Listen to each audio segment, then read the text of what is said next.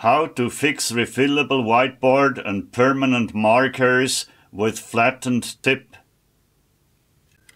Refillable whiteboard and permanent markers can be used in principle forever. However, in practice, the tip of the pen flattens after extended use and the pen draws smeared lines.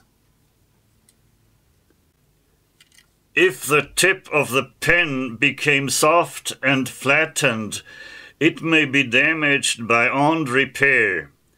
However, in practice, one frequently observes that a rim has formed at the tip of the pen, which can be cut off with a small pair of scissors.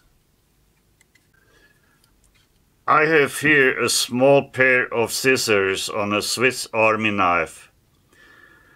With this pair of scissors, I'm going to cut off the rim at the tip of the pen.